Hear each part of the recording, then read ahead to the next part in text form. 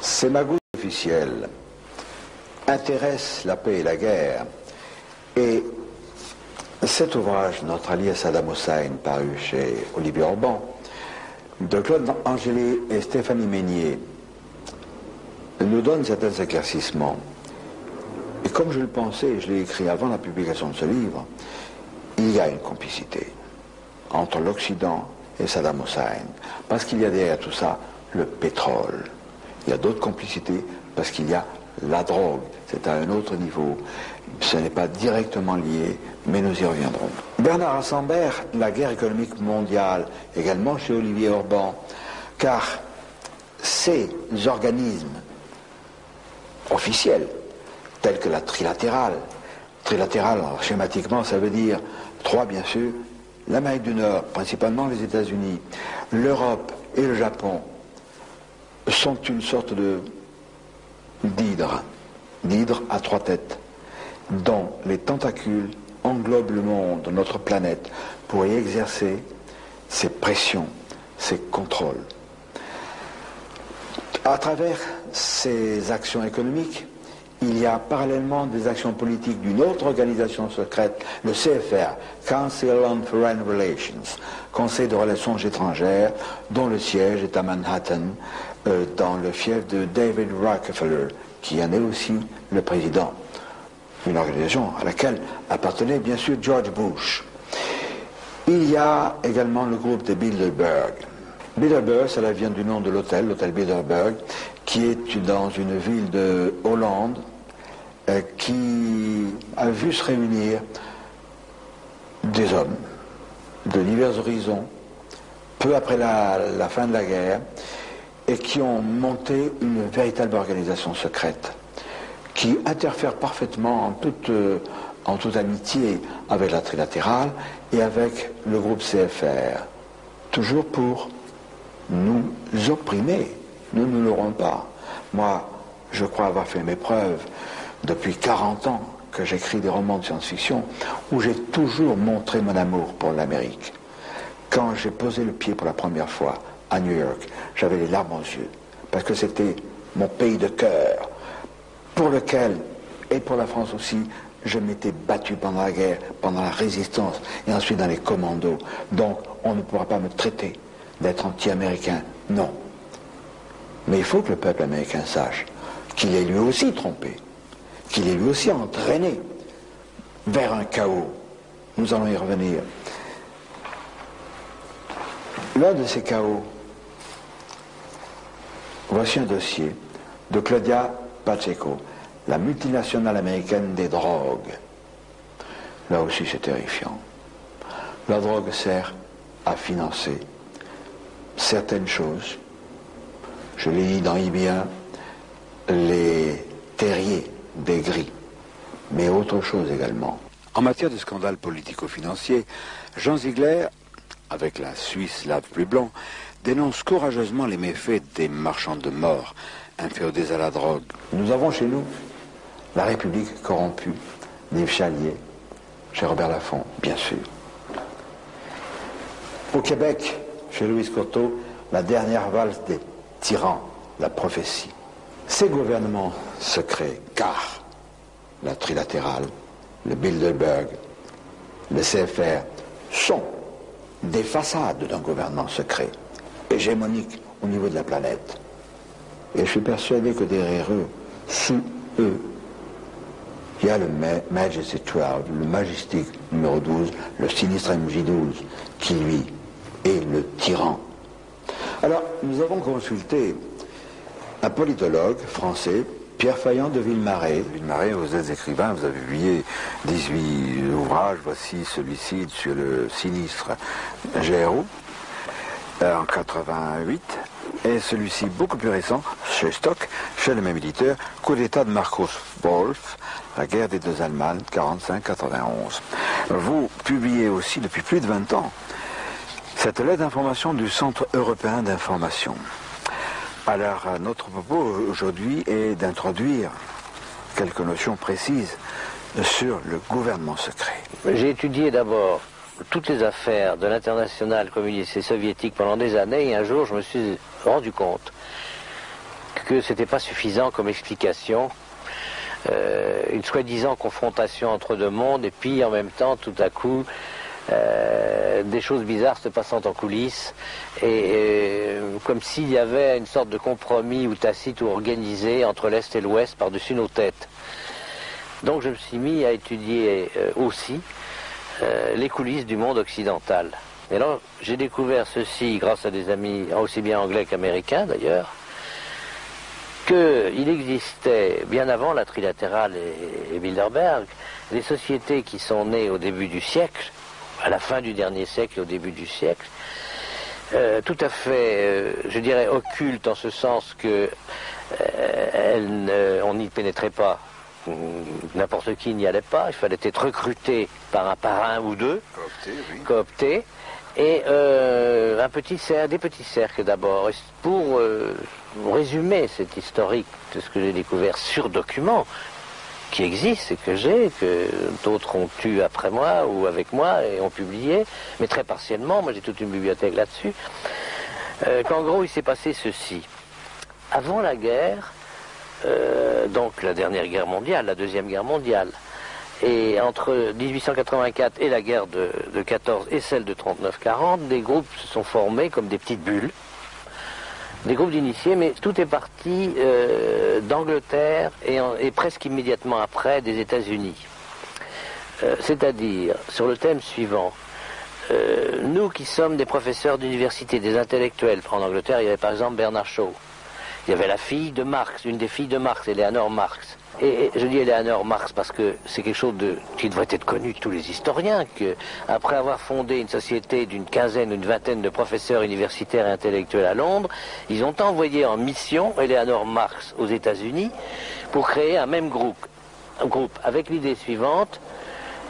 L'ère moderne exige que dans les universités, nous qui sommes professeurs intellectuels, nous avons la parole, nous formons des gens. Eh bien, nous allons les former à notre programme de réorganisation du monde et au lieu de faire la révolution par la rue, qui se termine toujours tragiquement et qui peut nous échapper, nous allons faire la révolution par en haut, c'est-à-dire par les élites. Dans nos universités, nous allons non seulement recruter des professeurs qui vont adopter nos idées, enfin on va les recruter, c'est pas à condition qu'ils adoptent nos idées, et ensuite ces professeurs vont former des élèves. Alors il faut voir qu'il y a eu un siècle de travail comme ça. La société de Londres s'appelait la Société Fabienne, britannique, et ne recrutait que petit à petit, sans hâte, parce que c'est ça la différence avec les partis, les mouvements politiques. Il y a toujours l'objectif immédiat, le pouvoir tout de suite, par les élections. Eux, c'était pas ça. C'était le pouvoir dans l'ombre. Comme conseillers, ne cherchons jamais les premières places, mais soyons toujours là, indispensables, parce que nous sommes savants, parce que nous sommes professeurs universitaires spécialisés dans tel et tel domaine. La même chose aux États-Unis. Et c'est de là que sont nés, en gros, la synarchie, ce qu'on a appelé la synarchie à Vienne, qui a essaimé sur toute l'Europe, puisque c'est en 22 dont je parle pour l'Europe. Or, il ne faut pas oublier qu'autour de Hitler, il y avait des gens affiliés à la synarchie, des gens connus, Otto Abetz, Ernst Sackenbach, de la grande banque qui était dans les grandes banques avec Hermann Habs, qui d'ailleurs ont protégé et récupéré et protégé des banques juives, comme la banque Warburg, dont on parle quelquefois. Il y a eu un livre assez connu là-dessus, et un feuilleton à la télévision, mais on oublie de dire tous ces liens secrets qui existaient entre ces gens. Au début, ça paraissait une fantaisie, ce gouvernement occulte, derrière n'importe quel gouvernement. Mais si, les synarques avaient envoyé des gens à Londres, des gens à Alger, et il y avait des gens à Vichy, et chacun a dédouané les autres après la libération, quoi qu'ils aient fait, et pendant longtemps. Les Anglais et les Américains surveillaient ça de leur côté, et s'occupaient, eux, de détruire l'ordre établi. Alors, il y avait un empire, parce que c'est là où il faut voir l'évolution de ces sociétés occultes. Au départ, et on le trouve dans le pacte synarchique dès 1922, puisqu'il a été rédigé en 22, mais seulement découvert au moment de la guerre, la Deuxième Guerre mondiale, il est dit textuellement qu'il faut réorganiser le monde en 5 grands ensembles économiques qui sont, alors il faut se mettre dans le contexte de 22, la Panamérique, la Pan-Europe, non, ils disent la Pan-Eurafrique à ce moment-là, parce que l'Europe avait des projections sur l'Afrique, le Commonwealth britannique, la Panasie, et donc il dirigeait le monde en 5 grands ensembles économiques. Alors arrive la guerre, donc ils ont été obligés de réviser au fur et à mesure des bouleversements de 45, 44, 45, un peu leur ordre. C'est-à-dire qu'ils se sont dit, il vaut mieux carrément faire sauter le Commonwealth, qui était intégré complètement à la couronne, mais à condition que l'Empire français, on dit les Anglais, parce qu'il y a beau avoir des coteries, il y a des rivalités à l'intérieur de ces coteries semi-occultes, il faut détruire l'Empire français. Les Américains étaient d'accord, d'autant plus que les gens de l'OSS devenus CIA, je dis pas tous, il y avait que des initiés dans tous ces mouvements. Bien sûr qu'on ne peut pas cataloguer tout un mouvement en bloc, c'est le tort quelquefois de certains de nos amis, c'est de vouloir que tout passe par le trou de serrure, puisqu'un tel est du club, donc c'est un salaud. Non, il faut voir ce qu'il fait, ce qu'il dit, parce qu'il y a des gens qui entrent dans ces clubs par opportunisme politique, par carriérisme, mais il ne faut pas se faire d'illusions. Tous ne sont pas des initiés. Je donne un exemple. Mon beau-père connaissait bien Pinet, le président Pinet, et un jour il lui dit, qu'est-ce que vous allez faire dans cette société qui s'appelle Bilderberg? Bon, on va en parler, je vais expliquer ce que c'est que Bilderberg après. Mais Pinet lui répond, vous savez, on rencontre des gens intéressants dans ce club. C'était aux années 50, ça, hein, après la fondation de Bilderberg qui date de 1954. Moi je trouve qu'on a des réunions dans un pays puis un autre, ça me fait voir du pays, et pendant que ces gens-là, ils m'embêtent avec leurs discours, parlent de refaire le monde, moi je m'en vais faire du footing. Alors mon beau-père lui avait dit, président Pinet, vous servez de caution à des gens qui dans votre dos, eux, travaillent. Car déjà, j'ai des textes qui datent de 1932 de ces milieux-là, des textes internes, où on parle du nouvel ordre mondial sans arrêt. Donc c'est pas une découverte que le président Bush l'ait dit après la guerre du Golfe. C'est simplement une confirmation. Parce qu'on ne nous fera pas croire que ces gens-là ont toujours le même langage à travers un siècle, sans qu'il y ait une doctrine à la base. Il y a un fil conducteur. Alors, après la guerre, il y a donc la soi-disant guerre froide qui commence, je dis soi-disant, puisqu'ils ont été mêlés à, comme on peut lire dans mes livres, à certaines affaires secrètes, j'ai quand même vu que c'était une horrible mascarade. On voulait bien empêcher le communisme de nous prendre ici comme les pays d'Europe de l'Est, mais on ne voulait pas le détruire, on voulait s'arranger avec lui, ce qui est très différent. Et il y a des milliers et des milliers de gens qui sont morts d'avoir cru que l'Occident les aiderait à se libérer du totalitarisme communiste. Naît Bilderberg en 1954. Bilderberg est une association euro-américaine, ce qu'on oublie, et pas du tout européenne, euro-américaine, puisque David Rockefeller était à la fondation, Bill Donovan, l'ancien chef de l'OSS, était à la fondation, Allen Dulles, chef des services secrets, était à la fondation, pour ne citer que quelques noms connus. Du côté européen, qui y avait-il derrière Bilderberg? Jean Monnet, et tous les gens de l'équipe qui ont dit il faut faire l'Europe, faire l'Europe, faire l'Europe. Bon, mais leur Europe.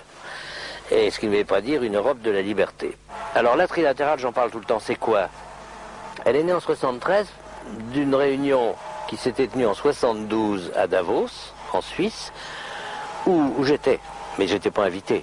J'étais par hasard chez des amis à Davos. J'ai vu, je me suis cogné à Henry Kissinger, à des gens très connus. J'ai fini par demander à mes amis suisses, mais qu'est-ce qui se passe? J'ai vu des soviétiques, j'ai dit, qu'est-ce qui se passe? 73, hein? Attention, il n'y avait pas encore l'écroulement du mur. Et ils me disent, ah, mais il y a une réunion bizarre, la police est sur les dents, il faut surtout pas qu'on sache qui est là, c'est interdit de prendre des notes, de prendre des photos. Bon, j'ai quand même eu par mes amis suisses beaucoup de choses, et même eu la sténographie de leurs débats internes. Ce qui m'a beaucoup éclairé en 72, parce qu'ils annonçaient qu'ils allaient créer l'année d'après un organisme, ils n'avaient pas dit lequel.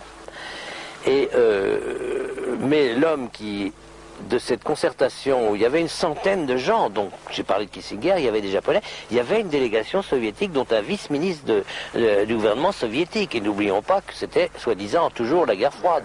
Bon, or ils étaient là. Et la conclusion applaudie par les soviétiques dans ce vice-ministre qui s'appelait Bykov, qui existe encore, de M. Perlmutter, un économiste américain très connu, était la suivante. Écoutons bien, hein, 72-73, ça c'était l'hiver 72-73. Il faut qu'avant 20 ans, nous ne soyons plus que 200 ou 300 multinationales dans le monde, à contrôler tout ce qui est recherche, exploitation, répartition des matières premières clés de notre époque. Et donc voilà la phrase textuelle. Et il expliquait, à partir de ce moment-là, il y aura 3 moteurs dans le monde. Le moteur industriel panaméricain, le moteur industriel japonais et le moteur industriel pan-européen, incluant l'Union soviétique. En 72-13.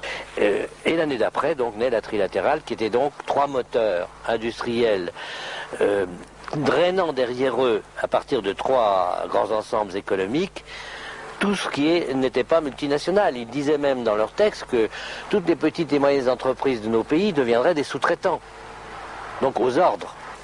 Voilà en gros, si vous voulez, je crois ce qu'il faut que les gens sachent, c'est qu'on est manipulé par des gens qui ont tout en main parce qu'ils ont les leviers économiques et monétaires qui sont beaucoup moins frappants pour le public, qui ne comprend rien aux histoires monétaires, par exemple, que si c'était une affaire purement politique. Non, c'est technocratique, c'est monétaire, c'est financier, c'est la grande coulisse mondiale. Et d'ailleurs, à mon avis, même si ces gens sont très puissants, ils échoueront.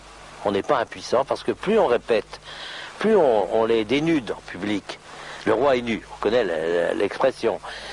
Plus ils sont gênés parce que il y a eu une époque, il y a 20 ou 30 ans, où c'était un peu trop tôt. Quelques confrères et moi, on parlait de ça. C'était trop tôt, les gens n'étaient pas mûrs, prêts.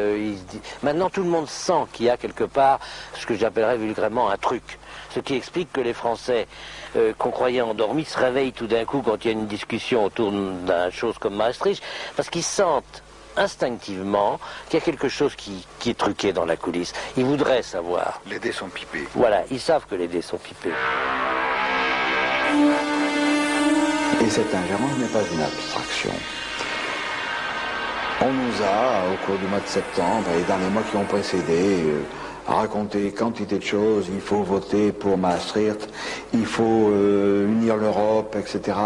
Je suis bien d'accord, je suis tout à fait d'accord, et je me répète, je me cite, mais c'est vrai, depuis 40 ans que j'écris des bouquins de science-fiction, dès la première décennie, j'ai toujours prôné les États-Unis d'Europe et ceux du monde, mais pas à travers la mainmise de la trilatérale, du CFR. Non, pas ça, autre chose. Alors Maastricht, ça nous a amené à la victoire du oui. Peu s'en fallait. Et je pense qu'un jour, on apprendra ce qu'un anonyme, qui semble beaucoup moins bien renseigné, nous a dit au téléphone, à savoir qu'il y aura un jour des surprises, et sur les pourcentages du oui, et sur le pourcentage du non. Et si vous me permettez une remarque un peu cavalière, un peu leste, on s'est fait couillonner à Maastricht. Vous étiez très près de Dumédieu, de la famille de Dumédieu, oui. Et vous avez, je pense, une intuition, pour ne pas dire une impression très nette des raisons qui auraient pu l'amener à son cancer. Allez-y. Oui, là c'est plus qu'une intuition, c'est une révélation que je peux faire qui n'a rien d'officiel puisqu'il n'y a pas eu d'autopsie. Officiellement, il est mort d'un cancer. Officiellement, il est mort d'un cancer. Et il avait tous les symptômes, puis il avait le cancer. C'est ça. Bon. Mais comment a-t-il attrapé son cancer? Alors, comment a-t-il attrapé son cancer? Certainement pas de cause naturelle. Quelques jours après le décès de Jimmy, et quelques jours après sa mise en bière, Lucia, son épouse et sa veuve, avaient invité quelques amis à une petite réunion pour essayer de prolonger l'œuvre de Jimmy, en particulier pour essayer de trouver un moyen de faire éditer son dernier ouvrage qui s'appelait Terre, ta civilisation Foulcan.